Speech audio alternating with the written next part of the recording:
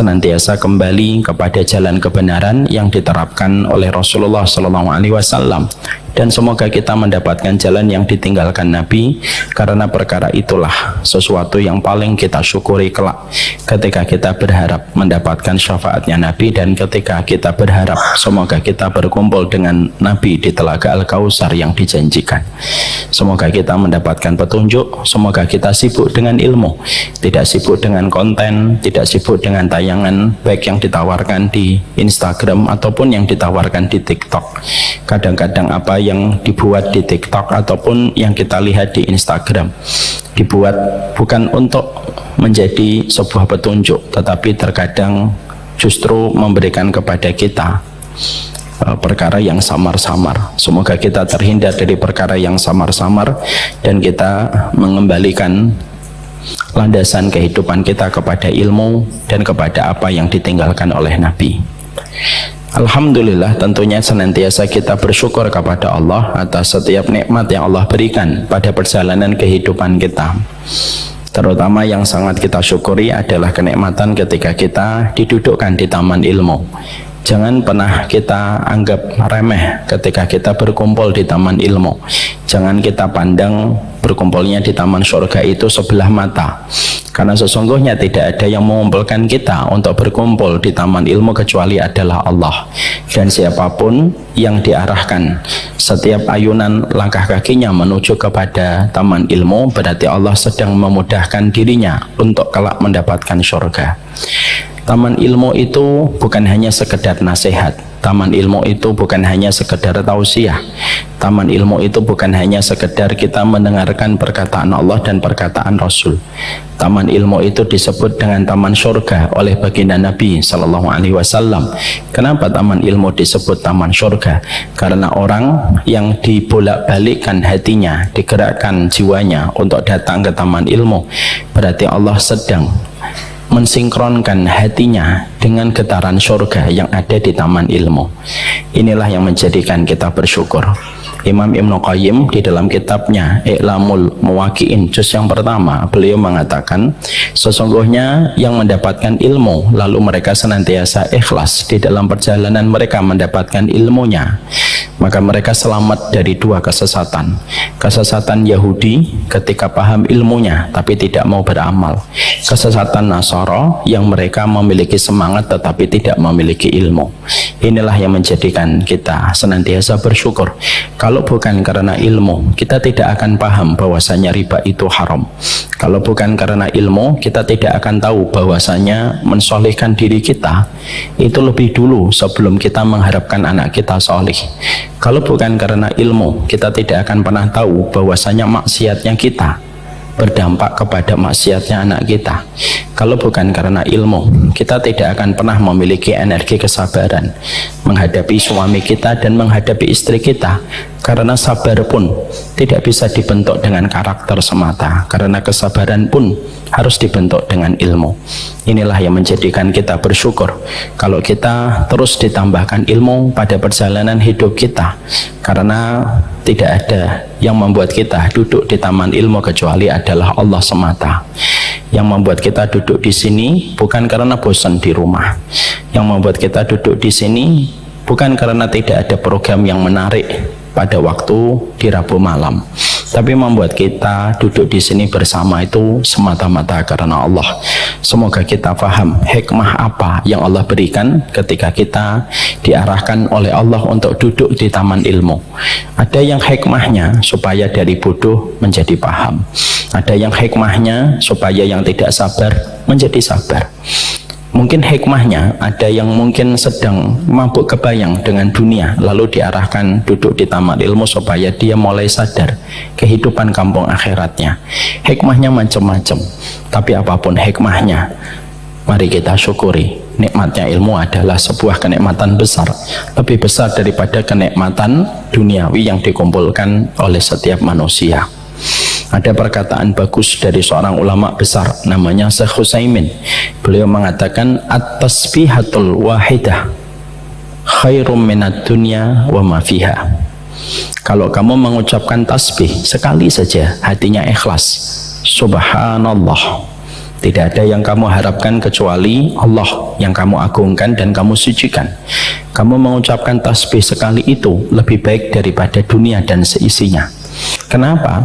Karena sekalinya ucapan tasbih kita yang ikhlas didasari pada ilmu, maka tasbih itu digores oleh malaikat raqib, dan apapun yang digores oleh malaikat raqib tidak ada yang bisa menghapusnya.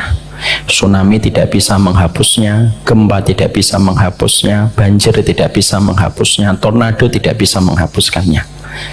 Tapi bangunan apapun yang dibangun oleh arsitek, setinggi apapun, sedalam apapun cakar ayamnya menghujam ke bumi, pada dasarnya dunia itu pasti bisa rusak dengan musibah alam.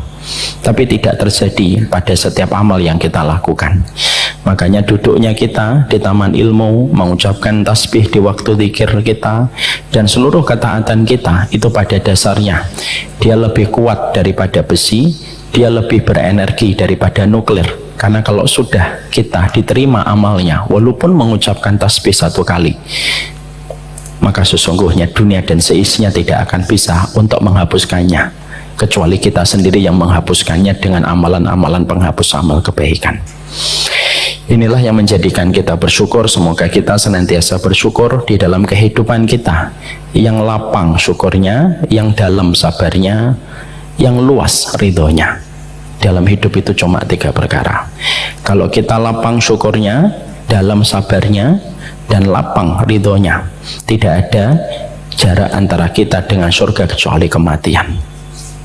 Itulah dahsyatnya syukur, sabar, dan ridho. Kalau Rasulullah SAW mengatakan, barang siapa yang membaca ayat kursi, tidak ada batasan antara dirinya dengan surga kecuali kematian. Sama, siapapun yang dia dalam sabarnya, lapang syukurnya, luas ridhonya, tidak ada jarak antara dirinya dengan surga kecuali kematian. Semoga kita tebal syukurnya, dalam syukurnya, dan yang pasti semoga kita ridho apapun takdir yang kita peroleh di dalam kehidupan kita. Takdir itu tidak ada yang salah. Yang salah itu kalau kita tidak punya ilmu untuk membaca takdir yang Allah berikan kepada kita dengan satu hikmah yang terbaik. Semoga Allah jadikan kita sabar, syukur, dan selalu ridho. Bapak yang semoga Allah rahmati dan Ibu, kita pada kesempatan hari ini masih melanjutkan perenungan dan tadabbur surat Al-Maidah 83. Rabbana amanna faktubna ma'asyahidin. Ya Allah, sesungguhnya kami beriman dan tetapkanlah kami sebagai orang yang menepati kebenaran sampai kami meninggal dunia. Pembahasan kita pada pertemuan yang terakhir masih membahas tentang bagaimana kita mendeteksi hidayah yang ada pada kehidupan kita. Karena hidayah itu harus kita deteksi supaya kita paham apakah betul kita sudah mendapatkan hidayah, supaya kita tahu bagaimana perjalanan hidup kita. Jangan sampai kita merasa bodoh terhadap diri kita ketika tidak paham detektor hidayah pada kehidupan kita. Kalau kita pengen tahu paru-paru kita masih bagus, mungkin salah satunya yang paling sederhana, kalau kita mampu menahan nafas sampai 30 detik atau menahan nafas sampai 50 detik, berarti paru-paru kita masih bagus. Kalau bapak-bapak menahan nafas 2 hari, ya itu insya Allah meninggal dunia. Tapi kalau kita menahan nafas itu 60 detik atau 50 detik, berarti paru-paru kita masih bagus. Itu namanya mendeteksi sehatnya paru-paru. Kalau ada orang pengen melihat bagaimana kualitas organ tubuhnya, maka bisa dilihat ketika dia mengeluarkan air seni. Kalau air seninya bening, berarti dia tidak dehidrasi. Kalau dia mengeluarkan air seni kok sampai kuning sekali, berarti dia dehidrasi. Itu merupakan pendeteksi bagaimana kita melihat kita ini kekurangan cairan ataukah tidak. Kalau kita pengen tahu jantung kita masih bagus ataukah tidak, maka bisa kita lihat detak jantung kita. Kalau ternyata kita lari, detak jantung kita masih di bawah 150 per detik, 150 per menit, berarti jantung kita masih bagus. Itu merupakan deteksi ketika kita ingin memeriksa dehidrasi, memeriksa paru-paru, ataupun memeriksa jantung kita. Maka sama pula ketika kita ingin tahu apakah kita masih memiliki hidayah ataukah kita sudah dapat hidayah atau belum, sebelum kita bicara panjang lebar bagaimana kita menjaga diri dari perkara yang bisa mencabut hidayah pada kehidupan hati kita, maka kita harus benar dulu apakah kita sudah tahu apa itu indikator hidayah yang ada pada kehidupan kita. Jangan sampai kita salah berprasangka, kita menyangka sudah mendapatkan hidayah padahal kita belum mendapatkan hidayah. Atau jangan sampai seseorang itu merasa tidak mendapatkan hidayah padahal dia mendapatkan hidayah di dalam perjalanan hidupnya. Maka itulah yang menjadikan kita harus paham sebesar apa kita melihat hidayah pada diri kita. Jangan sampai kita mudah ketika kita menghakimi orang lain tetapi kita justru buta dan justru kita rabun terhadap diri kita sendiri.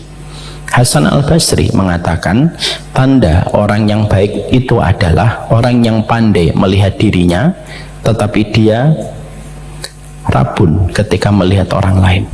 Tapi yang terjadi dalam kehidupan nyata sehari-hari, banyak orang yang pandai melihat orang lain, banyak orang yang detail melihat kehidupan orang lain, tapi dia tidak detail melihat kehidupan pribadinya, dan itu merupakan musibah. Oleh karenanya kita harus tahu bagaimana cara kita ketika kita melihat diri kita itu mendapatkan hidayah ataukah tidak. Kemarin kita sudah membahas, setidaknya ada 2 pembahasan yang kita bahas, sehingga ketika nanti kita sudah mendapatkan hidayah, hidayah itu kita pegang, kita gigit dengan gigi geraham kita, dan kita bawa hidayah itu sampai mati. Jangan ditukar dengan apapun, karena menukar hidayah tidak ada yang rugi kecuali pelakunya. Ada 2 tandanya hidayah yang sudah kita bahas. Yang pertama yang sudah kita bahas adalah orang yang mereka itu mendapatkan hidayah, mereka mencintai ilmu, sehingga mereka menyibukkan ilmu dan menyibukkan dengan petunjuk. Mereka tidak mengintertain dirinya berlebihan. Mereka tetap mendapatkan hiburan, tetapi tidak menjadikan hiburan itu merupakan tujuan di dalam kehidupan, karena mereka mencintai ilmu, mereka mencintai petunjuk, dan mereka sangat membenci kebodohan, dan mereka tidak suka berdebat kalau mereka mendapatkan ilmu. Mereka tidak demonstratif ketika mereka mendapatkan ilmu, tetapi justru setiap mereka mendapatkan ilmu, mereka tambah merasa bodoh, dan semakin mereka bertambah bodoh, semakin mereka menikmati duduknya mereka pada taman ilmu, dan semakin menikmati setiap dia menambah hafalan terhadap firman-firmannya Allah. Itulah orang-orang yang pertama kali mendapatkan hidayah, ya. Tapi kalau ada seseorang yang hidupnya itu dominan dengan entertain, dominan dengan hiburan setiap waktunya, tidak betah dia duduk di taman ilmu, tidak pernah mau mendekat kepada orang yang sholih, dan tidak pernah berkebutuhan secara langsung untuk menambah referensi pada kehidupan dirinya supaya dia paham dan supaya dia mengerti. Orang yang tidak tergetar ketika mereka melewati taman ilmu, maka sesungguhnya surga tidak menginginkan, sebagaimana dia tidak menginginkan taman surga yang Allah tebarkan di atas muka bumi. Maaf ya Pak, tidak semua kebodohan diampuni oleh Allah. Ustadz, kan ada doa Rabbana la tu'akhidna in nasina aw akhtana. Betul, ada kebodohan yang diampuni, ada kebodohan yang tidak diampuni oleh Allah. Ada kebodohan yang tidak diampuni oleh Allah ketika orang itu sengaja untuk tidak mau belajar, tidak mau duduk, tidak mau memaksakan dirinya untuk senantiasa mendengarkan, sehingga dia memiliki blind spot, dia memiliki titik buta pada kehidupannya itu banyak. Maka ketika dia memiliki banyak titik buta, dia tidak tahu kalau riba itu haram, dia tidak mengerti kalau perkara ini dilarang, dia tidak tahu kalau perkara ini dimurkai, sampai dominan kehidupannya itu diwarnai dengan banyak kesalahan ketika dia tidak mau belajar. Kebodohan semacam ini tentunya mendapatkan keadilan dari Allah. Ada sifat rahmannya Allah, ada sifat adilnya Allah, dan itu tidak boleh kita patah-patahkan dan kita pisah-pisahkan antara sifatnya Allah. Kemarin ada seorang ibu-ibu bertanya di majelis taklim, Ustadz,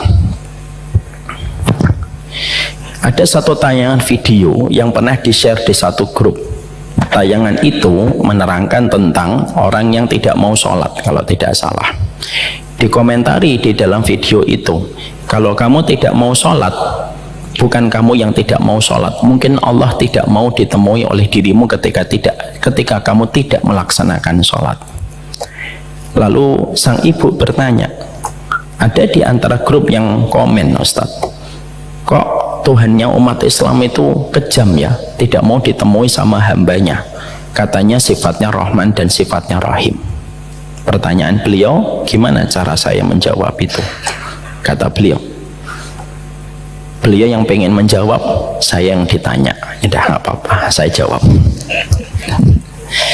Apa yang kita jawab dari pertanyaan itu memang betul, Bu, bahwasanya Allah itu memiliki sifat Rahman dan sifat Rahim yang Allah berikan kepada setiap hamba yang Allah kehendaki, dan Allah memberikan kasih sayangnya itu kepada setiap hambanya.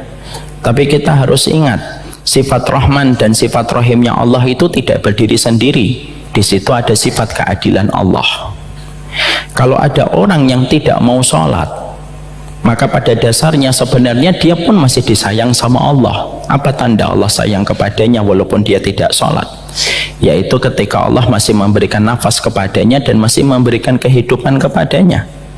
Bapak bermaksiat di kamar, saya bermaksiat di kamar, oksigennya itu masih dikirim sama Allah walaupun di dalam kamar kita sedang bermaksiat. Apa kurang sayangnya Allah sama kita? Tapi ketika orang terus menerus dia, ketika tidak melaksanakan ketaatan, di situ ada sifat keadilan Allah. Sifat keadilan Allah itu apa? Allah bedakan antara mereka yang berusaha mendekat kepada Allah dengan mereka yang tidak pernah berusaha mendekat kepada Allah. Kalau orang hanya memahami keadilan Allah tetapi tidak memahami sifat Rahman dan Rahimnya Allah, kita cenderung kaku ketika kita melihat orang yang berdosa, seakan-akan dia menjadi penduduk neraka selama-lamanya. Tapi kalau kita hanya mengandalkan sifat Rahman dan sifat Rahimnya Allah tapi lupa keadilan Allah, terkadang kita menggampangkan dosa dengan beranggapan bahwasanya Allah itu memiliki sifat Rahman dan sifat Rahim. Sifatnya Allah itu sempurna difahami, tidak boleh sepotong-sepotong, dan itu berbahaya. Saya pernah mendapati, Bapak dan Ibu, kisah nyata bagaimana ada seseorang wanita yang ketika beliau hijrah, beliau ditemani oleh seseorang yang seakan-akan menisbatkan dirinya sebagai orang yang paham agama. Karena wanita ini betul-betul ingin untuk bertobat, maka ketika ditemani laki-laki ini yang seakan-akan paham agama, tentunya senang sekali. Tapi justru malah berzina. Maka wanita ini mengatakan bahwasanya ketika dia diajak berzina, pada waktu diajak berzina, dia pun sebenarnya sudah mengingkari perbuatan zinanya dan berkata, loh, saya ini maunya hijrah kok malah diajak zina. Tapi apa perkataan laki-laki itu? Perkataan laki-laki itu justru mengatakan, tidak apa-apa, Allah itu maha Rahman, Allah itu maha pengampun. Dan akhirnya terjadilah zina. Ini merupakan pil pahit kalau kita memahami sebagian dari sifatnya Allah tetapi melupakan sebagian dari sifat Allah yang lain. Apa kaitannya dengan masalah kebodohan, Ustaz? Kita harus paham, ini juga sama. Banyak orang yang mereka beralasan, alah saya bodoh nggak apa-apa, nanti kan Allah mengampuni saya. Ada kebodohan yang diampuni, ada kebodohan yang sulit untuk mendapatkan ampunan dan rahmat. Kalau dia benar-benar sengaja untuk bodoh. Kenapa Allah tidak gampang mengampuni orang yang bodoh? Maaf ya Pak, kalau setiap orang yang bodoh akan diampuni oleh Allah dengan mudah, keadilan Allah hilang. Kita yang belajar memperbaiki diri, ada yang sedang menghafalkan An-Naba, nggak hafal-hafal Pak, disamakan dengan orang yang tidak pernah mau belajar, sifat keadilan Allah hilang. Ada yang belajar surat Al-Kafirun, dah ingat-ingat ujungnya. Itulah yang sering saya katakan, Al-Kafirun cita rasa Al-Baqarah. Maka disamakan dengan orang yang tidak pernah mau membaca Al-Quran, sifat keadilan Allah hilang. Kenapa yang belajar Allah tidak samakan dengan orang yang tidak belajar? Itulah sifat keadilan Allah. Dan itulah yang menjadikan kita memahami kalau Allah menginginkan kepada kita satu hidayah, yang mana hidayah ini bisa menunjukkan kita kepada surga. Hidayah itu nampak di dalam perjalanan hidup kita. Kita sangat cinta sama ilmu, tidak suka debat, tidak suka merendahkan orang, tidak suka memvonis orang, tidak suka menghakimi orang. Fokus kepada belajarnya, fokus memperbaiki dirinya, fokus membersihkan wadah pada hatinya yang menjadi tempat ilmu yang dia pelajari. Saya sampaikan berulang-ulang ya Pak, dan ini saya tidak bosan sekaligus untuk menasihati diri saya. Proses kita belajar harus diiringi dengan proses kita menjaga bejana hati kita, karena bejana hati kita itu tempatnya ilmu. Kalau kita sering isi ilmu tapi bejana hati kita tidak kita bersihkan, ilmu yang kita dapatkan akan tercampur dengan kotoran dan akhirnya tidak banyak memberi manfaat pada kehidupan kita. Bejana itu penting, dan itulah yang menjadikan kita faham, dan sudah sering saya sampaikan berulang-ulang. Itulah kenapa Rasulullah SAW sebelum diturunkan kepadanya Al-Quran pada usia 40 tahun, apa yang Allah lakukan kepada Nabi Muhammad? Dibedah dulu dadanya, dibersihkan hatinya. Kenapa? Karena hati itu bejana. Tempatnya Al-Quran di hati, bejananya. Tempatnya ilmu di bejana. Tempatnya hadis, tempatnya di bejana. Kalau kita tidak menjaga bejana hati, kita akan mudah ilmu kita kotor, dan ketika kotor tidak memberikan manfaat dalam kehidupan kita. Mempersiapkan anak kita hafal Quran itu penting, tapi mempersiapkan hati yang akan menampung Quran yang dihafalkan itu lebih penting. Kenapa? Bapak tidak takut sama hadis? Aksaru munafiqi hadhil ummah qurra'uha. Kebanyakan munafik umatku adalah mereka yang hafal Al-Quran. Ini bukan berarti nanti kita nuduh loh ya Pak ya. Orang yang hafal Quran itu mulianya besar, kita mungkin tidak mampu menandingi. Tapi bagaimanapun orang yang menghafal Quran memiliki pekerjaan paling berat, menjaga akidahnya, menjaga hatinya, menjaga jiwanya. Karena batasan antara keimanan dan kemunafikan bagi penghafal Quran itu tipis. Makanya kalau kita bercita-cita menjadikan anak kita hafal Al-Quran, pastikan bejananya bersih. Jangan bosan untuk mengingatkan anak kita. Kalau anak-anak Bapak berada di rumah-rumah Quran, berada di pondok, berada di kutab, ingatkan anaknya tiap waktu, nak, menghafalnya bukan untuk nilai. Menghafalnya itu supaya kamu lebih simpatik kepada orang lain, lebih empati kepada ibumu, lebih hormat kepada gurumu. Menghafalkan Quran bukan berarti menjadikan kamu tidak memiliki hati yang baik. Itulah bejananya. Kenapa ada orang yang asalnya lembut tapi setelah ngaji menjadi kasar? Bejananya kotor. Bapak pernah mendapati orang yang asalnya tidak ngaji, baik sama Bapak, lembut sama Bapak, kalau ngomong begitu memperlihatkan attitude yang baik, soft spoken gitu ya ngomongnya. Tapi setelah dia ngaji justru malah kasar, mencibir Bapak. Setiap Bapak ngomong dipotong sama omongan dia. Ada, kita temukan orang semacam itu. Kenapa? Padahal dia sudah ngaji, bejananya kotor. Dan akhirnya semua yang tertampung di bejana hati yang kotor, maka seluruh yang ada di dalam bejana itu menjadi kotor. Bapak punya piring 7 hari tidak dicuci, lalu kita menuangkan soto, sotonya jadi kotor. Bapak menuangkan itu seroto Banyumas. Gimana kabar seroto kita? Bukan depan kita tinggal 1 kali ya Pak Romanton. Oh dia, aduh. Insya Allah pekan depan kita makan seroto. Masya Allah, Insya Allah. Bapak yang tidak hadir tolong absen mulai sekarang. Masya Allah pekan depan kita makan seroto, Insya Allah.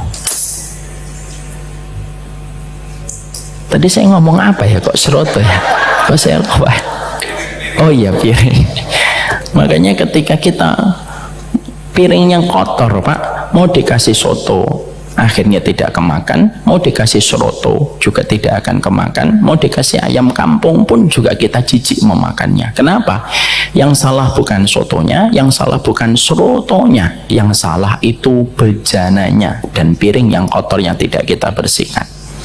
Itulah pentingnya kita memahami bahwasanya karakteristik orang yang mendapatkan hidayah yaitu adalah ketika mereka senantiasa mencintai ilmu. Semoga kita mencintai ilmu yang menjadikan kita tidak menikmati debat, tidak menikmati penghakiman dan pemvonisan. Itu kerjaannya ulama, Pak. Tidak usah ikut campur pada sesuatu yang tidak kita pahami. Selama dalam koridor Ahlussunnah wal Jamaah kita hormati dan kita berikan respek, walaupun mungkin kita tidak memilih pendapat itu. Yang kedua yang kita sudah pahami adalah orang yang mendapatkan hidayah itu senantiasa selektif di dalam mereka bekerja. Artinya mereka menjadi orang yang penuh kehati-hatian ketika sudah menyikapi dunia, sebagaimana dunia diibaratkan di dalam surat Al-Kahfi sebagaimana air. Dan ketika kita mendapati ada permukaan lantai, ada airnya, bukankah kita berhati-hati supaya kita tidak terpeleset? Ya, karena memang air itu gampang menggelincirkan. Saya kemarin pulang dari umrah, Pak, karena saking rindunya saya sama anak-anak saya dari pesawat agak sedikit berjalan cepat. Akhirnya ada lantai basah, saya lewatin, jatuh saya. Artinya bahwasanya di situ kita belajar. Setelah itu saya sadar, oh masya Allah, benar ya kata Allah. Allah itu menyerupakan dunia itu kayak air karena terkadang begitu mudah menggelincirkan. Maka sesungguhnya disitulah orang yang mereka itu mendapatkan hidayah, dia tetap bekerja, dia tetap maksimal ketika mereka itu bekerja, tetapi mulai selektif di dalam mereka itu memilih pekerjaan. Hatinya lebih sensitif terhadap perkara yang haram, hatinya lebih aware terhadap perkara-perkara yang syubhat. Dan akhirnya dia betul-betul berhati-hati kalau sudah berkaitan tentang masalah harta, karena dia paham sumber sunnah itu salah satunya ketika mendapatkan harta yang betul-betul halal. Ini sudah kita bahas panjang lebar. Sekarang kita bahas yang ketiga. Tanda yang ketiga, Pak, orang yang mendapatkan hidayah pada perjalanan hidupnya itu apa yang dirasakan olehnya? Orang itu ketika mendapatkan hidayah pada hatinya, maka sesungguhnya akan muncul di permukaan hatinya itu sifat zuhud di dalam dia menyikapi perjalanan hidupnya. Maaf Bapak, zuhud itu bukan berarti compang-camping. Zuhud itu tidak identik dengan kemiskinan. Zuhud itu tidak identik ketika kita tidur di gubuk reot yang ketika hujan deras atapnya terbang dan akhirnya basah. Sesungguhnya zuhud itu tidak identik dengan kemiskinan. Kalau zuhud itu adalah kemiskinan, berarti orang kaya itu berdosa, karena orang kaya dipastikan tidak zuhud. Tapi sesungguhnya zuhud itu bukanlah masalah materi. Zuhud itu bukan penampilan fisik, tetapi zuhud itu amalan hati. Dan orang yang mereka mampu memiliki hati yang zuhud hanya dimiliki sama orang yang mereka itu sudah tercelup hatinya, sudah tersibghah jiwanya dengan sifat zuhud.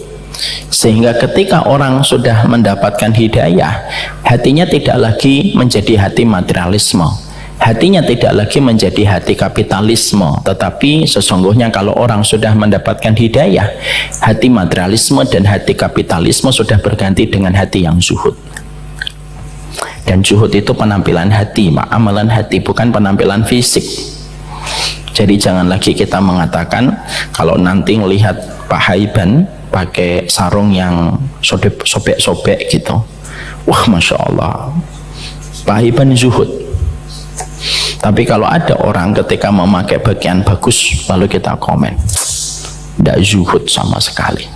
Jangan begitu, karena bukan begitu arti dan definisi dari zuhud.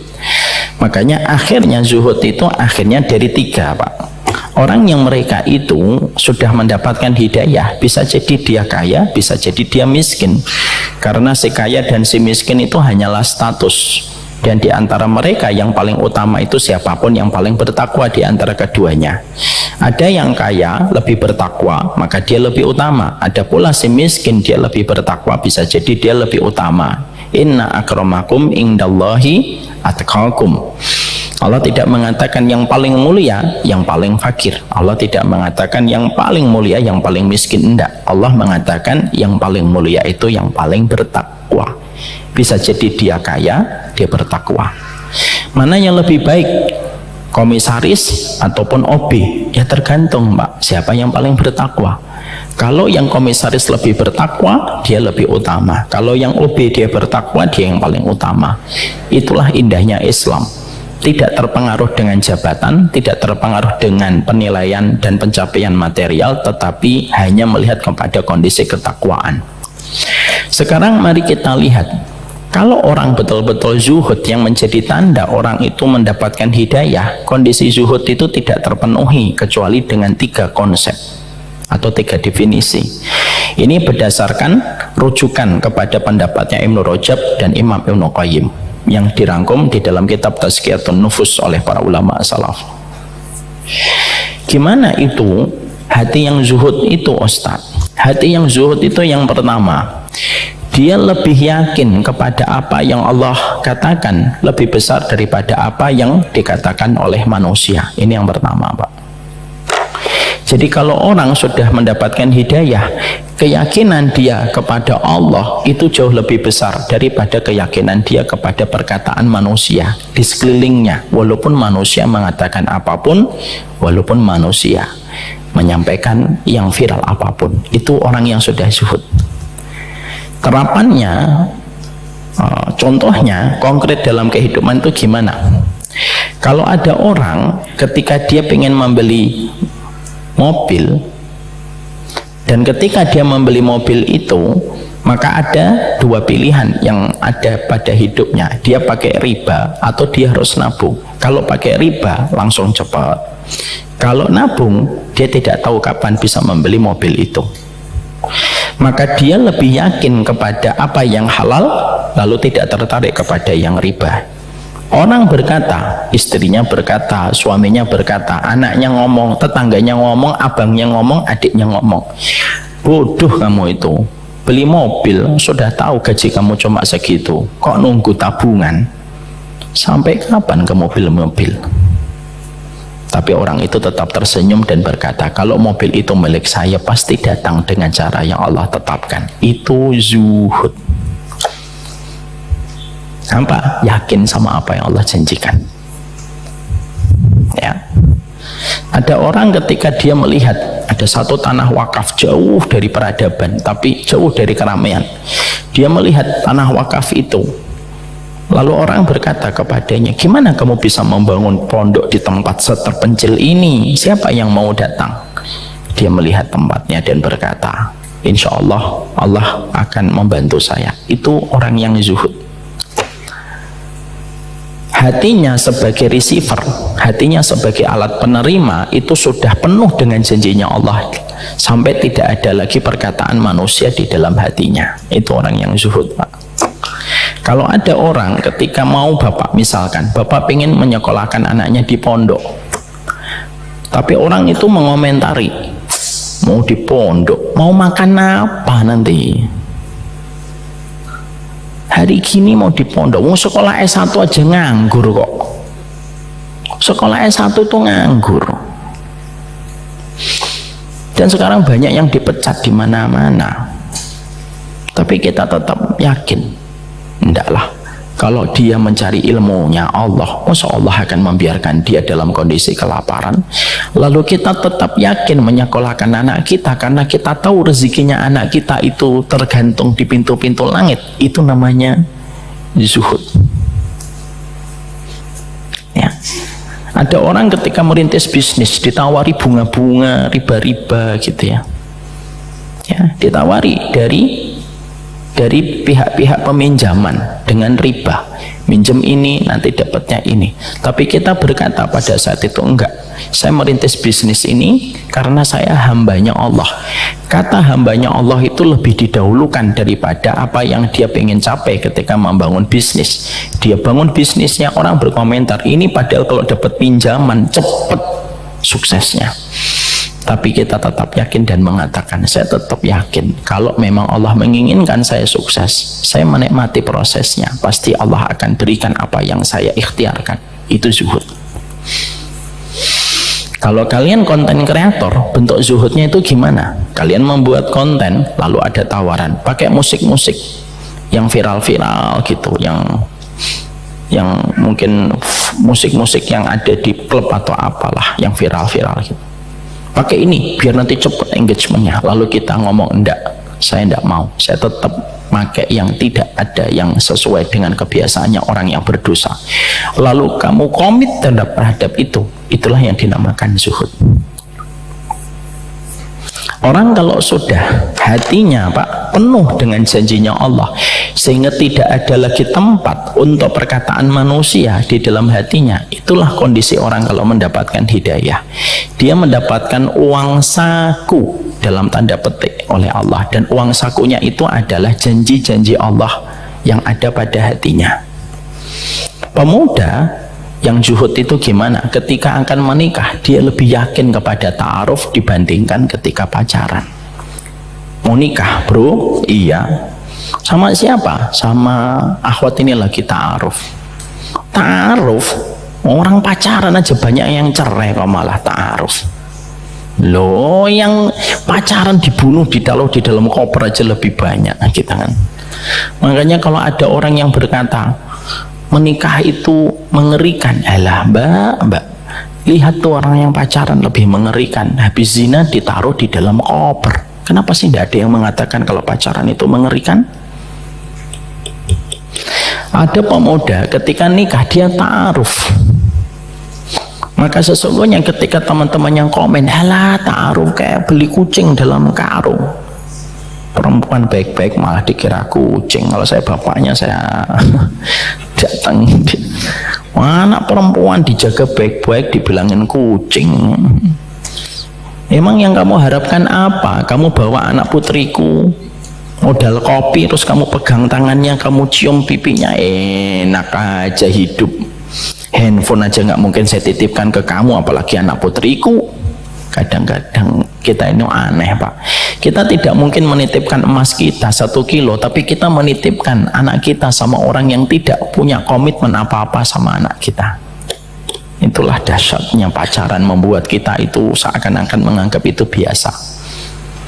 Lalu pemuda yakin, saya tetap ta'aruf, saya nggak ingin pacaran. Itu namanya zuhud Pak. Pacaran tuh nggak jelas, ya kan? Walaupun terkadang dibumbui dengan bumbu-bumbu syar'i. Besok jangan lupa ya kajian. Iyalah lah. Cie. Kamu lagi apa? Aku lagi ruko, kan gitu. Kamu lagi apa? Aku lagi sujud. Ini gimana sih? Orang pacaran begitu. Ada seorang pemuda ketika ditanya, kamu memang maunya kayak mau ta'aruf, lalu dia yakin pada proses itu, kalaupun ada terjadi perceraian, ketika sudah terjadi ta'aruf, dia tidak menyalahkan syariat pernikahannya. Maka itulah yang disebut dengan zuhud. Dan maaf ya Pak, sekarang itu di media sosial, di handphone itu, di Instagram itu sedang viral tagline, marriage is scary. Pernikahan itu mengerikan, menyeramkan. Saya tuh heran, banyak orang melihat selebgram atau melihat artis pacaran, tidak pernah memperlihatkan komitmen syariah, lalu nikah, lalu terjadi perselingkuhan, lalu akhirnya orang rame-rame membuat tagline, pernikahan itu mengerikan dan menyeramkan. Loh, yang kamu lihat orang yang tidak memperlihatkan syariat, kenapa yang kamu salahkan itu pernikahannya? Makanya akhirnya disitulah kita kembali. Jadi zuhud itu proses kemantapan hati kita untuk selalu yakin kepada janjinya Allah. Makanya siapapun di antara manusia ketika pada kehidupannya lalu dia yakin kepada apa yang dijanjikan oleh Allah lebih besar daripada keyakinan yang ditawarkan oleh manusia, maka sesungguhnya dia dalam kondisi sudah zuhud. Ketika dia mengatur tokonya, lalu dia tahu bahwasanya pegawainya laki-laki, lalu dia tetap menyuruh nanti kalau waktu sholat dulu ya, tidak apa-apa ditinggal sebentar untuk sholat. Lalu mungkin orang berkata, loh tokomu ini gimana? Setiap waktu Anda nggak ada yang jual, ya lagi sholat. Emang nggak rugi? Lalu dia yakin mengatakan, enggak, itu namanya zuhud, Pak. Dan itu bisa jadi ditampilkan sama orang kaya dan bisa jadi ditampilkan orang yang tidak kaya. Jadi setiap orang yang hatinya sudah penuh dengan janji-janjinya Allah, itulah orang yang mereka itu berkriteria zuhud, walaupun dia kaya raya. Nabi Sulaiman itu zuhud, walaupun beliau memiliki kerajaan yang tidak mampu ditandingi seluruh manusia sampai hari kiamat. Tapi sesungguhnya Allah mensifati Nabi Sulaiman dengan perkataan dan panggilan yang indah, innahu awwab. Sesungguhnya Sulaiman itu hambaku yang selalu menyerahkan diri kepada diriku, bertobat. Itulah yang menjadikan yang pertama konsep pada kehidupan manusia ketika dia mendapatkan hatinya zuhud, yang menjadi ciri khasnya orang yang mendapatkan hidayah, dia selalu mendengar janjinya Allah kalau dia mendapatkan persoalan-persoalan di dalam kehidupannya. Itu yang harus kita dapatkan. Ada kisahnya Pak, Ibnu Umar. Ibnu Umar itu beliau pernah kecewa sama istrinya, lalu ditinggalkan istrinya. Ketika beliau meninggalkan istrinya dalam kondisi gondok Pak, marahnya itu memenuhi hatinya, ya wajar, bagaimanapun setiap manusia pasti pernah merasakan konflik di dalam rumah tangga. Maka beliau datang ke Masjid Nabawi, dan ketika datang ke Masjid Nabawi, tiba-tiba beliau mendengar seseorang membaca surat An-Nisa 19. Tolong dibaca Pak Haiban, mari kita baca sebentar. Dibuka ininya saja, Google aja, An-Nisa 19. Wahai orang yang beriman, tidak halal bagi kamu mewarisi perempuan dengan jalan paksa, dan janganlah kamu menyusahkan mereka karena hendak mengambil kembali sebagian dari apa yang telah kamu berikan kepadanya, kecuali apabila mereka melakukan perbuatan keji yang nyata. Ya teruskan, belum selesai itu Pak. Satu ayatnya kan? Belum selesai. Wa ashiruhunna bil ma'ruf.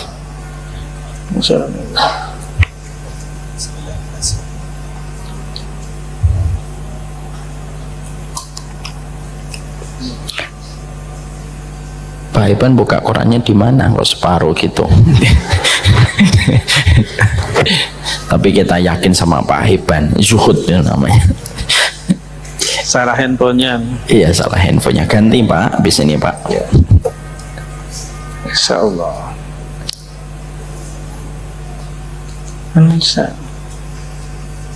Astagfirullahaladzim. Ini. Dan bergaulah dengan mereka. Ini. Kecuali apabila mereka melakukan perbuatan keji yang nyata, dan bergaulah dengan mereka menurut cara yang patut. Ya. Jika kamu tidak menyukai mereka, maka bersabarlah, karena boleh jadi kamu tidak menyukai sesuatu padahal Allah menjadikan kebaikan yang banyak padanya. Iya. Maka penutup dan closing pada ayat ini sangatlah begitu indah. Allah menyampaikan tentang masalah perceraian di awal ayat surat An-Nisa 19, tapi closingnya tentang metode penyembuhan bagi mereka yang terkecewakan di dalam pernikahan. Allah menyampaikan, fa in karihtumuhunna fa asa an takrahu syai'an wa yaj'alallahu fihi khairan katsira. Bisa jadi apa yang kamu benci dari istrimu atau sebaliknya, maka bisa jadi Allah menjadikan perkara yang kamu benci itu di dalamnya ada banyak kebaikan. Maka ketika Ibnu Umar itu mendengar ayat ini, ketika beliau sedang kecewa sama istrinya, lihat hati yang zuhud Pak, ini ciri khasnya, maka langsung bereaksi. Jadi orang yang beriman itu mereka langsung punya reaksi Pak, jujur kalau sudah dibacakan ayat, padahal ayat ini dibaca secara tidak sengaja, qadarullah. Maka beliau lalu akhirnya berkata, ayat ini sudah aku hafalkan, beberapa tahun lalu, tapi seakan-akan ayat ini baru aku dengarkan kembali, bahwasanya ayat ini seakan-akan turun kepadaku ketika aku sedang kecewa sama istriku. Ketika beliau sedang kecewa, seakan-akan ketika ada orang yang membaca surat An-Nisa dari awal sampai melewati surat ke-9, sampai melewati ayat yang ke-19, maka saat itu seakan-akan Ibnu Umar itu berkata, iya, saya disuruh oleh Allah untuk bersabar terhadap kekurangannya, dan bisa jadi ada kebaikan yang Allah berikan kepadaku. Yakinnya Ibnu Umar kepada ayat itu menjadikan beliau pulang dan memaafkan dan meminta maaf kepada istrinya, dan kondisinya berjalan kembali pada keluarganya.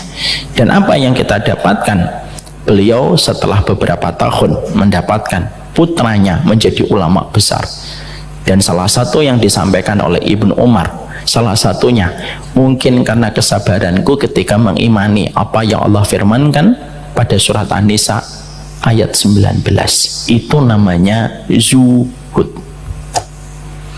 Jadi kondisi manusia yang mereka senantiasa yakin kepada Allah dalam setiap persoalan dalam kehidupan, itulah hati yang zuhud, Pak.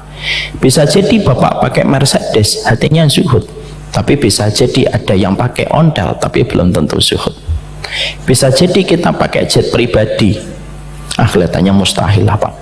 Bisa jadi kita pakai mobil bagus, tapi hatinya zuhud.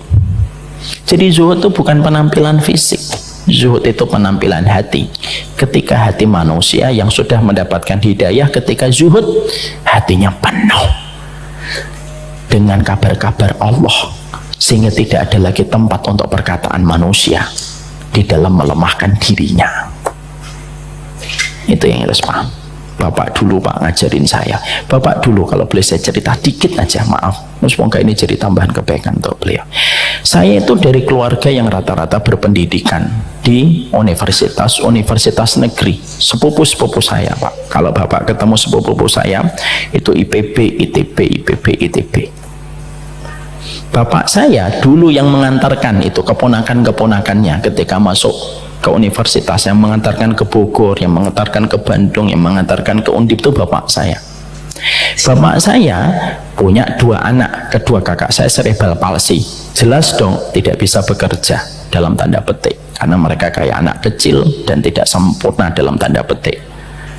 Tapi ketika bapak itu pada tahun 90 Pak, beda dengan 2024 hari ini, pondok itu sudah mulai populer dan mendapatkan penerimaan. Tahun 90 itu pondok itu masih stigmanya negatif. Anakmu nakal, pondok jawabannya, gitu. Makanya banyak anak pondok itu seakan-akan kayak dibuang.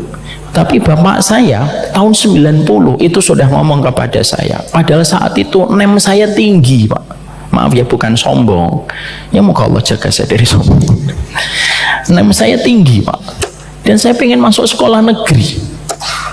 Tapi bapak saya ngomong, udah nak di pondok, Pak, saya pengen masuk sekolah SMA negeri 1, karena teman-teman saya mengidolakan SMA negeri 1. Bukan, maaf loh ya, kalau ada di antara bapak yang SMA negeri 1, saya bukan apa-apa, ini contoh aja. Tapi bapak saya tidak mengizinkan. Lalu saya ngomongkan yang lain masuk universitas, Pak, maksud nanti saya masuk pondok. Bapak saya ngomong, sudah nak masuk pondok biar lega kehidupanmu dengan akhirat dulu, baru nanti dapat dunia. 90 Pak perkataan itu disampaikan. Saya itu tidak tahu artinya perkataan beliau, sampai akhirnya saya masuk pondok saya, Pak. Ya Allah, Pak, pondok saya itu Masya Allah, pondok masih sederhana sekali dulu, yang mana pondoknya itu masjidnya aja belum ada pintu, belum ada jendela saat itu. Coba bayangkan, Pak, kalau sholat malam listriknya tidak hidup, karena listrik itu hanya hidup dari jam 5 sampai jam 9, setelah itu mati karena pakai diesel. Kalau sholat malam banyak yang ketika sujud tidak bangun-bangun, Pak, terlelap dalam tidurnya. Mata airnya sering mati, Pak.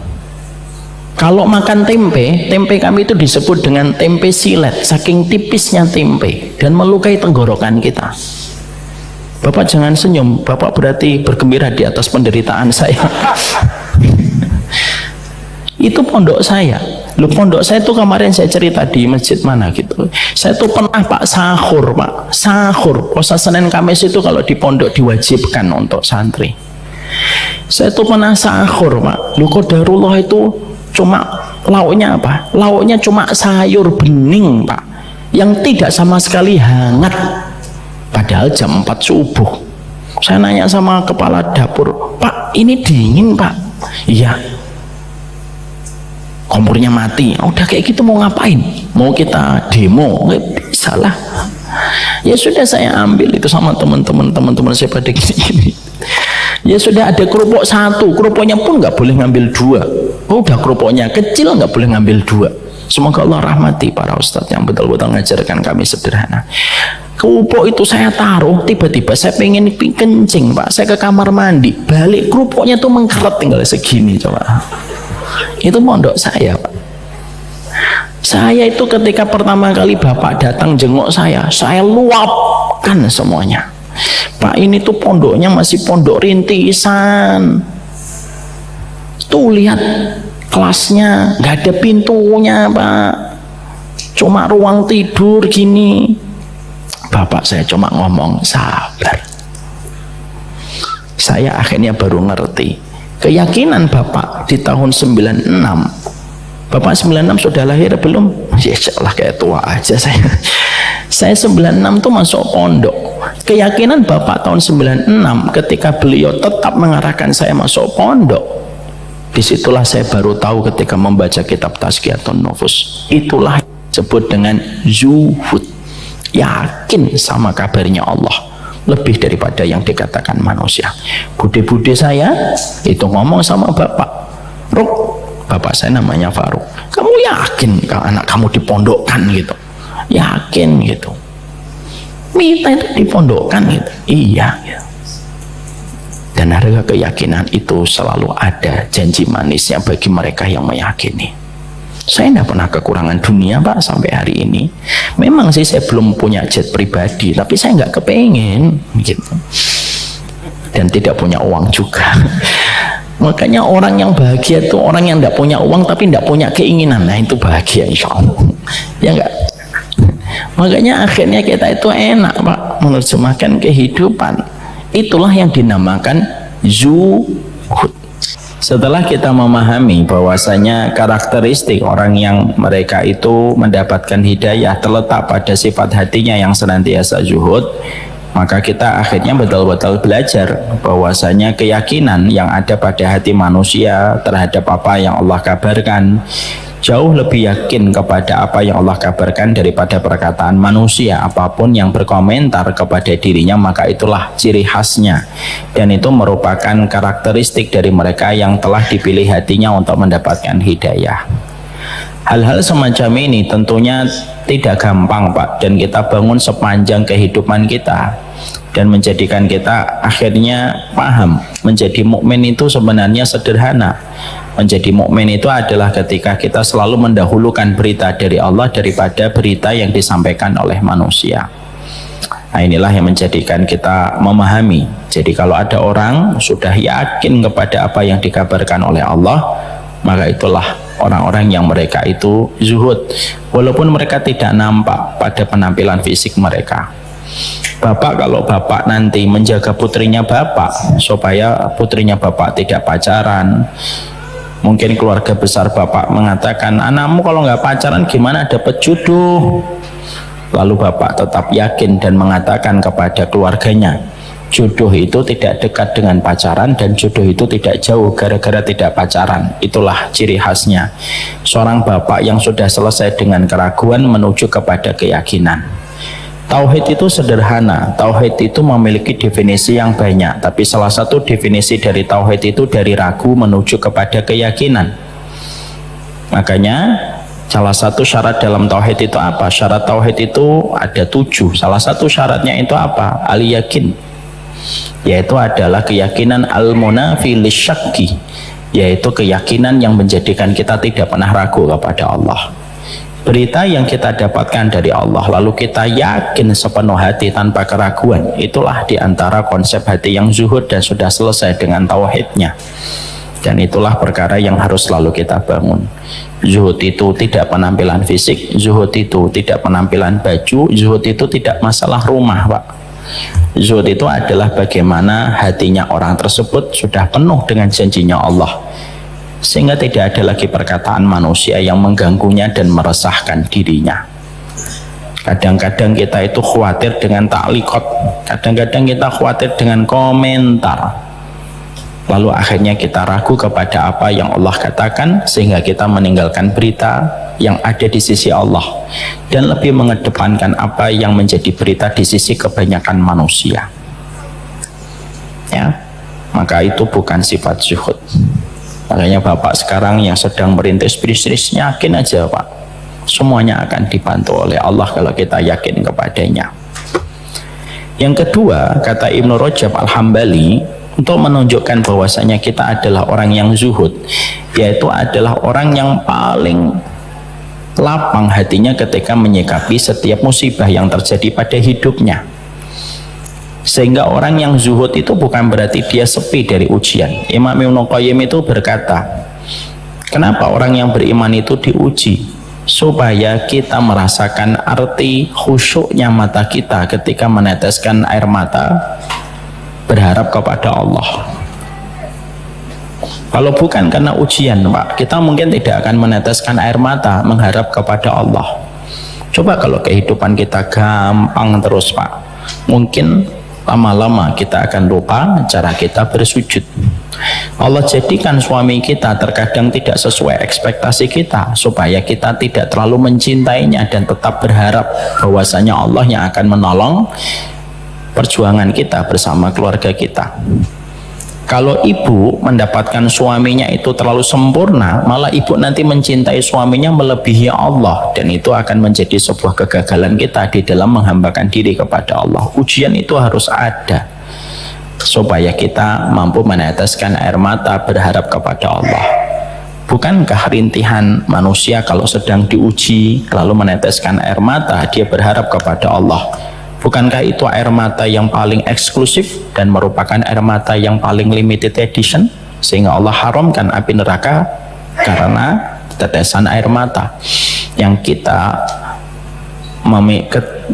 merasakan khusyuk sampai kita meneteskan air mata kita. Makanya orang yang zuhud itu sikapnya kalau mendapatkan musibah, maka sesungguhnya musibah itu menjadikan dia tidak pernah keluar dari keridhaan. Makanya Imam Ibnu Qayyim mengatakan, inna fil jannati manzilatun la tunalu illa bisabri wasyukri waridha bil qada. Sesungguhnya di surga itu ada kedudukan yang tidak bisa didapatkan derajat kedudukan itu kecuali ketika kamu lapang hatinya, yang kecuali kamu itu luas syukurnya, dalam sabarnya, dan begitu lapang di dalam ridhonya. Dan salah satu orang yang mereka itu zuhud itu apa? Mereka sudah tidak lagi memasukkan dunia ke dalam hatinya, sehingga mereka tidak lagi kecewa karena dunia. Dan kalaupun musibah datang pada kehidupan mereka, ini yang paling susah, Pak. Kalau musibah datang kepadanya, tidak pernah dia ternoda hatinya dengan ketidakridhaan. Hatinya selalu ridho apapun yang Allah berikan kepadanya. Sehingga dia mengharapkan balasan itu tidak lagi dunia. Ini kan orang udah selesai dengan dunia kan. Coba Bapak nanti baca, kalau ada yang punya kitab Tazkiyatun Nufus, 3 ulama, Ibnu Rajab, Imam Ibnu Qayyim sama Imam Al-Ghazali. Di situ diterangkan orang yang zuhud itu tidak lagi dunia berada pada hatinya. Dia keluarkan dunia, sehingga kalau dapat musibah ya nggak mengharapkan dunia lagi, mengharapkannya sudah balasan di akhirat. Karena dia tahu balasan di dunia itu akan mendapatkan banyak pengaruh dari perjalanan waktu, tapi balasan di akhirat itu tidak akan pernah terkurangi dengan apapun, karena itu kekal abadi di sisi Allah. Sehingga ketika orang zuhud itu, bisa jadi ada orang kaya kehilangan 1 miliar, itu dia tidak sedih, itu zuhud dia, Pak. Dia keluarkan dunia dari hatinya. Ketika dia mendapatkan musibah, tiba-tiba stafnya nelpon, bang, iya omset kita 1 miliar hilang. Ya enggak apa-apa, dunia. Orang yang sudah sedamai itu ketika menyikapi dunia, walaupun dia kehilangan 1 miliar, maka sesungguhnya dia merupakan orang yang telah mendapatkan cahaya zuhud itu menerangi hatinya. Kalau dia mendapatkan kerugian 1 miliar, maka dia selalu berharap semoga 1 miliar ini diganti oleh Allah nanti pada kehidupan di akhirat. Dia sudah tidak lagi terlalu tertarik untuk mendapatkan balasan duniawi. Itu orang yang zuhud, Pak. Sehingga musibah itu menjadi bagian yang tidak pernah menggelisahkan. Dia sedih, iya tetap sedih, tapi kesedihannya itu tidak menghilangkan ridho. Saya katakan ya Bapak, sedih itu bukan dosa. Sedih itu tidak apa-apa, Pak. Jangan mengatakan kamu sedih ya, kurang dekat sama Allah. Jangan gitu. Mulutnya jangan ketus sama orang. Nabi itu sedih, Pak, ketika kehilangan Khadijah. Tapi apakah Allah mengaibkan Rasulullah dengan kesedihannya? Enggak. Nabi Yakub juga sedih ketika beliau kehilangan Yusuf. Sedih itu normal selama tidak mendominasi hati kita dan tidak menghilangkan sifat ridhonya kita kepada musibah yang menimpa kepada kita. Dan akhirnya orang yang ridho itu, maka sesungguhnya dia itu betul-betul mengharapkan di sisi Allah yang terbaik, dan dia yakin pilihan Allah itu selalu lebih baik daripada pilihan dia. Rencana kita itu pilihan Allah, musibah atas rencana kita itu pilihan Allah, Pak, dan pilihan Allah itu selalu lebih baik daripada pilihan kita.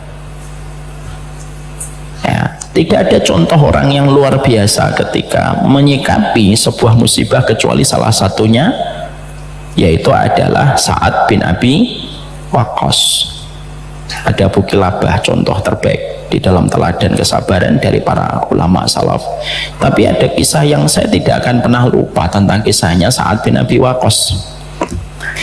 Sa'ad bin Abi Waqqas itu nampak pada hatinya itu orang yang zuhud, Mak. Saya itu di antara 10 sahabat semuanya saya cinta gitu, tapi di antara sahabat yang sangat istimewa itu, di antara 10 sahabat yang dijamin surga itu, saya paling senang Umar, senang banget. Abu Bakar senang, semuanya lah. Tapi Sa'ad bin Abi Waqqas itu unik gitu kisah-kisahnya, Pak. Sa'ad bin Abi Waqqas itu orang yang ketika terjadi fitnah antara Muawiyah dengan Ali, beliau tidak ngeblok, tidak berpihak kepada Ali, tidak berpihak kepada Muawiyah. Itu salah satu hal yang membuat saya itu betul-betul jatuh cinta kepada Sa'ad. Sa'ad itu pun dikenal sebagai sahabat yang paling mustajab doanya. Tidaklah beliau berdoa kecuali langsung dikabulkan sama Allah, karena bersihnya beliau menjaga harta, menjaga makanan. Kalau kita mengenal sanad di dalam hadis, beliau itu mempraktekkan sanad di dalam makanan. Jadi makanan itu dari mana, siapa. Nah, setelah pasti baru dimakan. Itu sahabat Sa'ad. Dan sahabat Sa'ad itu ketika di masa senja beliau itu menderita buta, padahal doanya mustajab.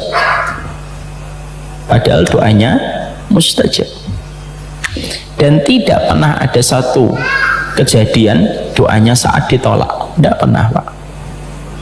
Ketika beliau difitnah sama Usamah bin Qatadah, didoakan, doanya semuanya terkabul untuk Usamah bin Qatadah ketika beliau didolimi. Ketika beliau pernah mendapati ada orang mencela Ali, beliau berdoa, mencela Ali jatuh dari kudanya sebelum beliau menurunkan tangannya. Itu Sa'ad bin Abi Waqqas. Tapi dahsyatnya beliau, yang kita semoga diikhtiarkan untuk mampu meneladani beliau, bukan dengan slogan dan pengakuan, tapi dengan tindakan nyata. Ngikutin para sahabat itu tidak usah demonstratif berlebihan, cukup ngomong sekali 2 kali lah kita itu ngikutin sunnah, tidak usah demonstratif. Maka Sa'ad bin Abi Waqqas itu ketika beliau dalam kondisi tua, beliau buta, dan beliau punya kekuatan doa yang dahsyat, yang luar biasa. Tapi sama sekali Sa'ad bin Abi Waqqas tidak pernah memohon kepada Allah supaya disembuhkan matanya. Lalu beliau itu membiarkan matanya buta sampai beliau meninggal dunia. Sampai ada salah satu keluarganya mengatakan, kenapa kamu tidak berdoa? Karena aku tidak mau doaku mengubah pilihan takdir yang pertama yang Allah berikan kepadaku, karena pilihan takdir Allah itu selalu yang terbaik. Kalau aku berdoa nanti takdirnya berubah, dan pilihan yang pertama selalu lebih baik daripada pilihan yang kedua. Masya Allah. Itu namanya orang yang ketika dapat musibah mengharapkan pahala akhiratnya hanya untuk akhirat dan tidak kepingin untuk mengharapkan pahala dunia. Itu susahnya luar biasa. Semoga yang bicara diberikan kekuatan untuk mengamalkannya. Kekuatan zuhud itu nampak sebagaimana seorang wanita yang dikatakan Nabi ini wanita penduduk surga, kena penyakit ayan, datang kepada Nabi dan berkata, doakan saya ya Rasulullah. Lalu Nabi mengatakan, in syi'ti da'uti ayashfiyaki wa in syi'ti tasbiri falakil jannah fima makna. Ada perempuan datang kepada Nabi, saya terkena penyakit ayan, doakan saya supaya sembuh dari penyakit ayan saya. Nabi berkata, kalau kamu mau aku doakan kamu sembuh, tapi kalau kamu mau sabar, kamu akan mendapatkan surga atas penyakit ayanmu kalau kamu sabar. Wanita itu lalu memilih, ya kalau begitu ya Rasulullah, saya sabar dengan penyakit ayan saya. Ini orang yang memiliki ciri khasnya zuhud, Pak. Musibah, dia dapat musibah ayan, tapi hatinya itu terbang kepada kehidupan akhirat untuk menjadi pengganti ketidaknyamanan yang dia peroleh pada kehidupan di dunia. Itu namanya orang yang zuhud. Sehingga semuanya itu sudah menjadi investasi yang terus dia inginkan supaya menjadi pahala-pahala akhirat. Dan itu pula yang menjadikan kita paham kan, Abdurrahman bin Auf. Sampai Abdurrahman bin Auf itu pun kalau beliau mendapatkan kurma yang sangat enak dan lezat, kan saya sudah pernah ngomong di sini sering. Seorang Abdurrahman bin Auf itu kalau dapat kurma saja dia sedih itu kadang, karena beliau ingat kepada kurma yang dimakan Nabi, dan yang kedua beliau itu khawatir jangan-jangan kurma seenak ini menggugurkan balasan kebaikanku nanti di surga. Itu orang zuhud, Pak, selalu terbang ke akhirat. Di tengah dunia yang hari ini kita disodori konten entertain terus, itu bukan hanya menjadikan kita punya brain rot sebagaimana Harvard University menyampaikan itu, bahwasanya konten recehan itu membuat otak kita mengkerut. Tapi ternyata di balik konten-konten yang disuguhkan kepada kita per menit, per detik, itu menjadikan orang tidak lagi kepikiran kehidupan akhirat, apa yang didapatkan nantinya. Padahal orang yang mereka itu zuhud itu sampai musibah itu pun tidak memutuskan mata rantai keinginan besarnya untuk mendapatkan kebaikan akhiratnya. Karena apa? Karena dia paham kalau dibalas di dunia bisa mati, bisa diwariskan, bisa rusak, bisa dimaling, bisa dicuri, Pak. Dan dia paham hakikat itu. Ngapain saya dapat balasan di dunia kalau nanti harus dikurangi, nanti kalau saya mati diwariskan, kalau nanti melalui waktu bisa dicuri sama orang. Lebih baik saya menyimpan di tempat yang tidak akan pernah rusak. Di mana? Ya tempatnya di akhirat, disimpankan oleh Allah untuk dirinya. Maka itu orang yang mereka itu zuhud. Sehingga kalau musibah itu terjadi kepadanya, yang dia ingat itu akhiratnya yang dia ingat, dan menjadi prioritas di dalam dia menghubungkan musibahnya itu dengan akhirat. Orang itu dapat musibah banyak, Pak. Ada yang ridho dengan musibah banyak, tapi orang yang ridho dengan musibah sebagian ingin mendapatkan ganti di dunia. Tidak apa-apa, ganti di dunia itu tidak apa-apa. Cuma kriteria orang yang zuhud itu tidak lagi mengharapkan balasan di dunia, sehingga musibah yang menimpa kepadanya itu selalu dikembalikan kepada balasan akhirat yang akan dia peroleh. Akhirnya tenang, Pak. Mari kita melihat kisah nyata Abdullah bin Haram Abdullah bin Haram itu bapaknya Jabir bin Abdullah ketika perang Uhud dimutilasi, Pak. Hidungnya hilang, kupingnya kepotong. Putranya namanya Jabir, makanya Jabir bin Abdullah. Beliau termasuk 7 sahabat di antara 7 sahabat. Beliau merupakan sahabat di antara 7 sahabat yang paling banyak meriwayatkan hadis dari Nabi. Salah satunya Jabir. Ada Nu'man bin Bashar, ada Jabir, ada Abdullah bin Umar, ada Abdullah bin Abbas gitu. Salah satunya Jabir.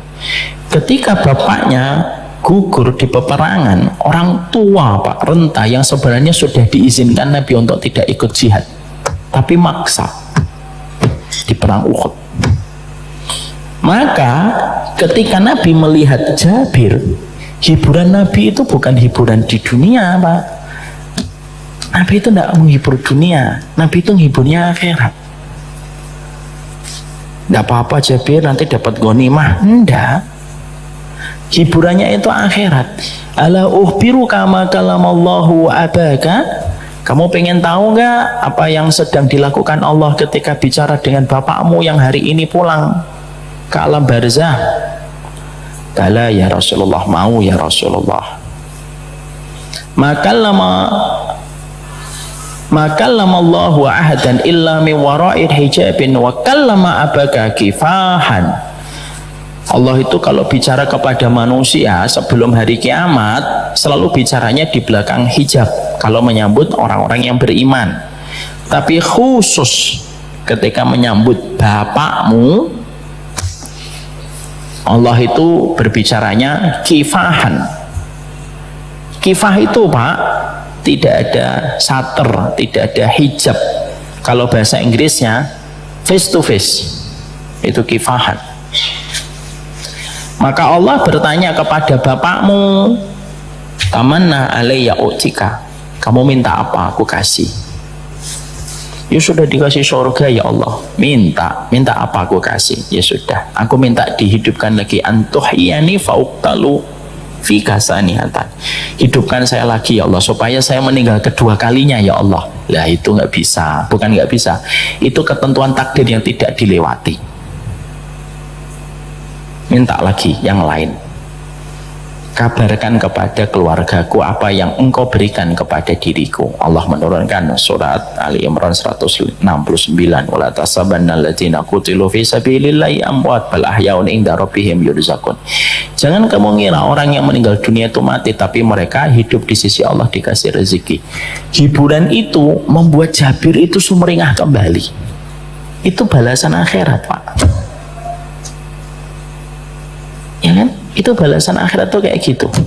Ada seorang perempuan, kalau nggak salah namanya Ummu Bashar, datang kepada Nabi.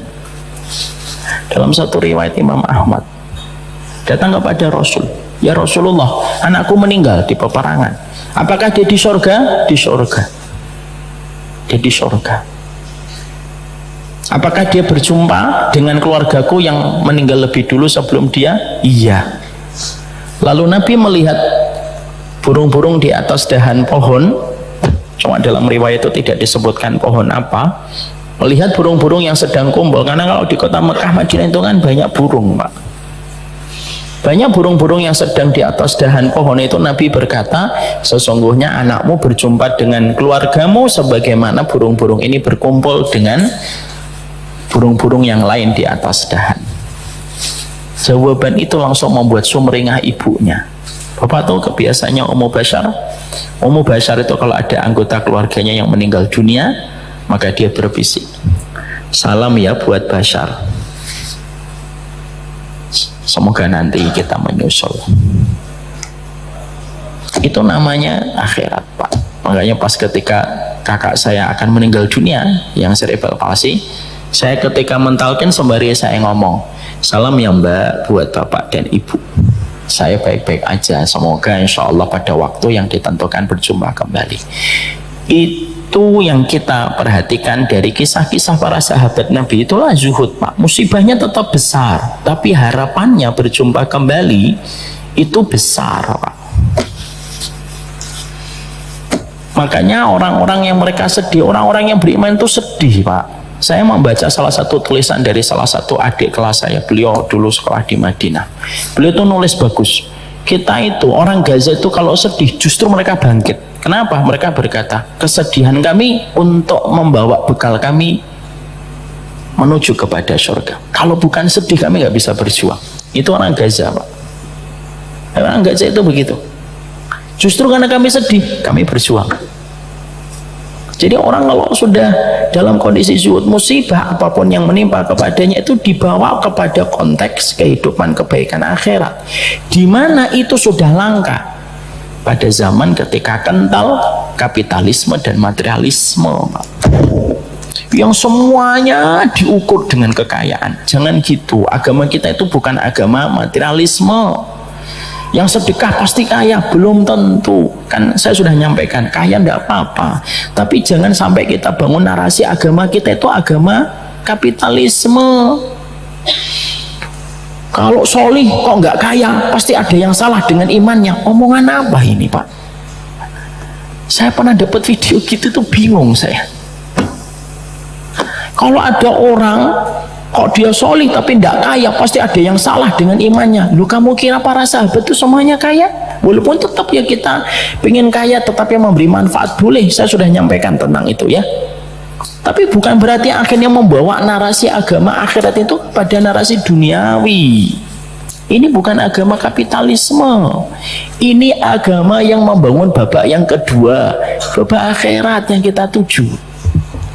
Kalau semuanya dibawa kepada konteks kekayaan semuanya, Pak, yang tersisa di akhiratnya terus apa di pikiran kita? Kalau sedekah harus kaya, tahajud nanti kaya, duha harus kaya lah. Terus yang tersisa akhiratnya tuh ya apa?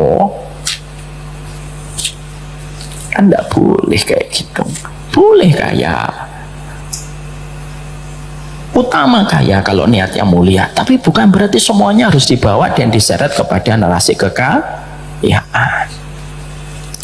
Menghadirkan kembali tentang akhirat ini, itu ciri khasnya orang yang zuhud dalam setiap menghadapi musibah. Kayak Ubay bin Ka'ab.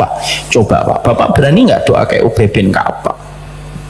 Ubay bin Ka'ab itu mendengar Nabi bersabda, la tasubul humma fa innal humma yukafirus sayyi'at.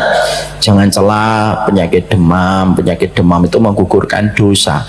Lu Ubay bin Ka'ab doa, ya Allah kasih aku demam ya Allah. Loh, akhirnya dikasih demam sama Allah setiap sore. Coba Pak, setiap sore sampai meninggal dunia. Kenapa beliau meminta itu? Bapak nggak usah nyontoh ya, imannya beda. Maka sesungguhnya ketika seorang Ubay bin Ka'ab berdoa dengan semacam itu, akhirnya Allah berikan. Kenapa? Mengharapkan kebaikan akhirat. Sampai saya membaca sebuah tulisan, Pak, di kitab, Bapak nggak akan percaya, tapi saya baca di kitab. Sampai dulu para ulama dulu itu, sampai mereka itu kalau nikah kadang-kadang mereka lebih menerima istri yang akhlaknya buruk supaya mereka mendapatkan pahala yang besar ketika meninggal dunia. Berani nggak Pak? Nggak berani, insya Allah. Coba Pak, ini akhlak buruk Pak, kayak apa dunia? Lu sampai para ulama salaf, nanti saya lupa nyatet kitabnya itu. Ingetin saya pekan depan, saya ambilkan nasnya Pak. Sampai para ulama salaf itu berdoa, ya Allah, kalau memang engkau ingin memberikan kepadaku kesabaran, tidak apa-apa, kami terima dengan istri yang akhlaknya buruk supaya kami bisa masuk surga. Coba Pak, aduh susah Pak, ngomong sunah-sunah itu tidak gampang. Jadi jangan gampang-gampang ngomong deh, karena nyontoh para salaf itu tidak gampang, bukan isapan jempol. Jangan ngomong, wah kita lah penggenggam bara api. Bara apinya mana? Wong masjidnya pakai AC. Bara api. Orang Palestina baru cocok ngomong itu. Kita mah belum sampai ke taraf situ. Jangan suka mengatakan, kita lah pemegang bara api. Makanya Padang pakai kikil. Coba mobilnya pakai AC. Enggak lah. Jangan buru-buru mentazkiyah diri kita. Maka inilah yang menjadikan kita paham. Yang kedua, orang yang mereka itu sudah zuhud, kata para ulama, nanti dicek di dalam kitab Tazkiyatun Nufus, orang yang mereka kalau mendapatkan gelombang musibah, mereka itu ingat akhiratnya. Maka itulah yang sangat indah yang dikatakan oleh Imam Ibnu Qayyim, kalau bukan karena cobaan Pak, kita tidak akan pernah meneteskan air mata. Coba Pak, apa Bapak tidak tergetar dengan tulisannya Imam Ibnu Qayyim? Sebagus itu Pak, seindah itu seorang ulama tazkiyatun nufus menerangkan kepada kita, kalau bukan karena cobaan, laulal masaib, kalau bukan karena musibah, kita itu nggak bisa nangis. Cuma karena ada musibah kita nangis. Ibu-ibu kalau mendapatkan suami yang tidak sesuai ekspektasi, itu supaya ibu nangis. Dan saya ingatkan untuk kita semuanya, di balik seorang istri yang sedang kecewa memikirkan suaminya, ada suami yang sedang kecewa memikirkan istrinya. Jangan merasa paling berkorban. Bisa jadi istri kita ngomong, Masya Allah Ustadz, suami saya, suaminya lagi curhat sama Ustadz lain, Masya Allah Ustadz, istri saya gitu. Karena semuanya itu menjadi versi terbaiknya diri kita masing-masing gitu. Yang menjadikan kita jauh itu kan setan Pak, yang menjadikan kita lupa dengan kebaikan itu setan. Makanya kata Imam Syaukani ketika Allah menyampaikan wala tansawul fadla bainakum, kenapa Allah kasih nasihat di dalam surat Al-Baqarah di dalam pernikahan, jangan lupakan kebaikan, karena setan itu menjadikan kita suka dengan kebaikan pasangan kita. Kembali ke tadi, itu yang menjadikan kita paham. Yang kedua, salah satu sifat zuhud yang nampak itu adalah orang itu sudah selesai dengan dunianya, ketika dapat musibah tidak ada keinginan mendapatkan balasan duniawi, kecuali balasannya itu akhirat, yang menjadi sebuah keinginan terbesar di dalam hidupnya. Kalau sudah ada hamba akhirat, gimana bisa menang Pak? Orang Yahudi itu gimana bisa menang Pak? Mereka berperang dengan orang yang mencintai kesedihan untuk membangun akhiratnya. Bangsa Yahudi itu Israel, gimana bisa menang Pak? Mereka menghadapi satu bangsa yang mencintai kematian sebagaimana mereka mencintai kehidupan. Gimana bisa menang Pak? Nggak bisa menang Pak, yakin saya. Dan itu yang menjadikan kita memahami, itulah zuhud Pak. Makanya zuhud itu kekuatan hidup. Makanya zuhud itu sampai Rasulullah itu mengatakan orang yang zuhud itu dicintai Allah, karena orang yang zuhud itu sudah mengeluarkan dunia dari hatinya sehingga tenang. Kalaupun ada satu masalah, dia akan melihat ini masalah duniawi atau akhirat. Kalau duniawi, ya sudah, ya sudahlah dunia. Mobilnya sedang berhenti di lampu merah, tiba-tiba dari belakang jebol. Ternyata yang nabrak tukang ojek Pak, yang betul-betul nggak punya apa-apa gitu. Terus ngeliatin mobilnya, ya Allah penyok, udahlah dunia. Itu kayak gitu, ngomong alah dunia, itu susahnya luar biasa Pak. Dan itulah kenapa kita harus ngaji, supaya kita ringan ketika mendapati musibah. Dan ketika musibah itu duniawi, kita berkata alah cuma duniawi, sudah. Dan itu hal yang paling daging dalam pembahasan zuhud. Bapak kalau baca tentang pembahasan zuhud para ulama salaf itu, Bapak bergetar pasti hatinya. Dan itulah yang hilang dalam kehidupan hari ini ketika hidup pada zaman kapitalisme dan materialisme. Itu yang kedua. Kriteria zuhud yang ketiga itu apa? Sudah 8:30 lebih Pak. Ciri khasnya laki-laki yang mendapatkan hidayah itu selalu pulang tidak terlalu malam. Mari kita berikhtiar, semoga kita menjadi laki-laki yang mendapatkan hidayah.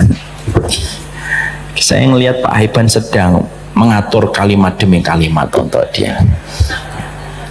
Apakah perlu ditutup lagi sama Pak Haiban atau cukup saya aja? Saya aja. Sudah Pak Haiban dosa nutup lagi.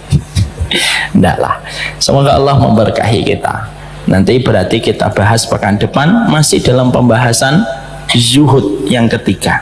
Nanti kita lanjutkan setelah itu, apa tanda orang mendapatkan hidayah menurut para ulama. Sekaligus PR Pak yang tadi Pak.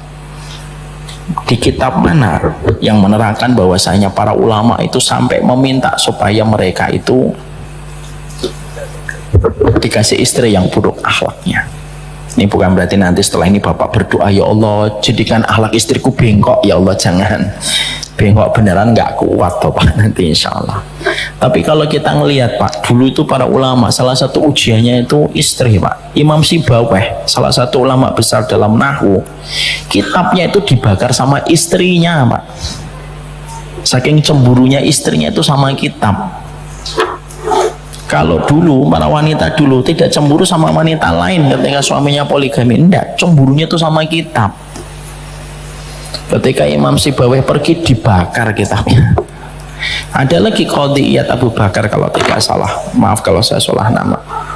Ada seorang ulama pinjem kitab dari temennya pak. Temennya itu ngomong, ini kitab sangat berharga, jangan sampai rusak ya. Iya. Pulang pak, semalaman suntuk dibaca sama beliau kitabnya. Istrinya sebel pak. Jadi bapak kalau nanti istrinya membuat bapak kesel, selama tidak membakar kitab bapak itu masih mending. Maka kesel itu istrinya, dibakar pak kitab itu. Dan ketika beliau pulang dari masjid, beliau kaget, ada bau gosong. Ini bau apa? Kitabmu tak bakar. Kaget itu bukan kitabnya yang dibakar, tapi itu pinjaman. Terus beliau akhirnya, ya Allah ya Rob, itu kitab pinjaman. Akhirnya apa? Dia tulis kembali kitabnya yang dari dia baca tadi malam itu, langsung apal pak, dari halaman pertama sampai halaman terakhir. Dan tidak ada yang salah dalam hafalannya pak, sampai halaman terakhir benar. Lalu ngomong sama pemilik kitabnya, kitabmu dibakar sama istriku, tapi ini aku ganti. Aku sudah hafal semua kitab yang aku pinjam darimu, aku tulis kembali. Masya Allah pak. Dan ketika dicek, gak ada yang salah pak. Kita pak, Masya Allah ngapalin doa, mending dicatat pak, di pintu aja ketinggalan. Itulah bedanya kita pak, tidak apa-apa. Mari kita belajar bahwasanya semoga kita dapat kebaikan. Wassallallahu ala nabiyina Muhammad. Semoga Allah berkahi kita. Semoga setiap petunjuk yang kita amalkan, setiap sunnah yang kita ikuti tidak menjadikan kita sombong dan gampang untuk merendahkan orang lain. Ini yang dapat saya sampaikan. Saya serahkan kembali. Ada pantunnya Pak Aiban? Boten-boten. Ya, ada. Beliau lagi mikir seroto pengadepan, jadi akhirnya pantunnya hilang. Barakallahu fiik. Kita doakan Pak Aiban itu panjang umur dalam kebaikan, panjang umur dalam taat. Begini-begini beliau sudah punya cucu satu, insya Allah. Sudah punya cucu satu kan Pak ya, insya Allah. Padahal wajahnya masih kayak kelihatan 50 ya, tapi beliau sudah 63 insya Allah ya. Walaupun kelihatan 64 ya, tapi beliau disehatkan oleh Allah Subhanahu wa taala. Barakallahu fikum. Ini yang dapat kita sampaikan. Semoga waffaqanallahu ila ma yuhibbu wa yarda. Semoga Allah mengarahkan kita kepada perkara yang Allah cintai dan perkara yang Allah ridhoi. Semoga kita tidak melakukan amal yang menjadikan Allah murka pada kehidupan kita, dan semoga kita meninggalkan kemaksiatan yang menghapuskan amal kebaikan kita. Wassallallahu ala nabiyina Muhammad walhamdulillahirabbil alamin.